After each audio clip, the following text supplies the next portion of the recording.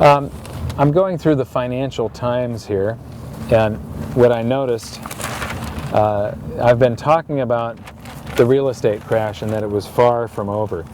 You can measure these things. There's something called the mortgage rent ratio. So how much a house costs to buy if you've got a 30-year mortgage versus how much you can rent that house for, or the cost of the house if you're renting it. And one of the things it says here is U.S. housing activity hits a 15-year low, and that the drop in July has been 27.2%, and it's 25.5% down from last year. 25%, that's enormous. 1/4 of it's down by 1/4. That's huge. Then right below it, it's talking about Brazil's speculation fever shows no signs of easing. Investors are betting that house prices will continue rising. And we're seeing this around the world. In Australia, they're just peaking out. Just like I'm sure that Brazil, when investors bet that everything's going to continue rising forever, that's usually the peak of a market. And so I think you're going to see, over the next year or so, all of the world's stock markets roll over and start their way down.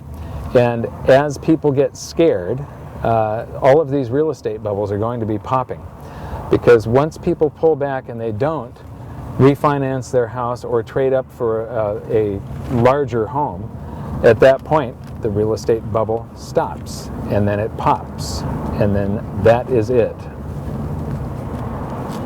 Gold has now been rising for almost 10 straight years, and I still believe that gold is very undervalued at this point. However, it's just part of a cycle. It can't continue forever. One of the things that I've been teaching in the seminars that I do is that everything runs in these waves and cycles. And when two things are rising at the same time, you sort of have to ask yourself why. How is that possible? Because there's only so many investment classes. If you've got real estate and stocks and commodities, when people rush to one, that one is pushed up into a bubble. It's drawing currency away from the other two. The other two should be falling. If everything is rising, it just means that the government is printing a whole bunch of currency, so that the currency's purchasing power is going down and down and down. If two things are rising, like if you had gold rising and real estate rising at a lower rate, if you're invested in this one and you sell it, you can't buy as much as this one. If you're invested in this one and you sell it, you can buy a whole lot more of this one. So the one that is rising more slowly is actually going down in value while it's going up in price. This cannot continue forever, however.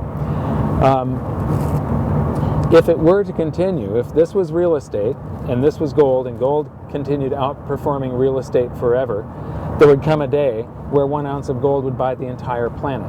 That's absolutely impossible. We all know that. Eventually, this has to reverse. What's happening here is they're printing currency at about this rate in the middle, and so if you take currency out of the equation and you measure how many ounces of gold your house is worth, or how many barrels of oil, or shares of the Dow, or whatever, you measure stuff against stuff, what you'll find is that this is half of a wave where things go from undervalued to overvalued to undervalued to overvalued. It just continues in this cycle over and over and over again throughout time. And we're at a point where precious metals, or where real estate and stocks have topped out and precious metals have bottomed, and they're just coming up now.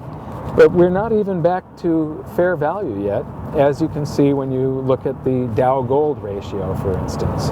So gold is still undervalued, and it will continue in this bull market until it eventually ends up in a bubble and is overvalued.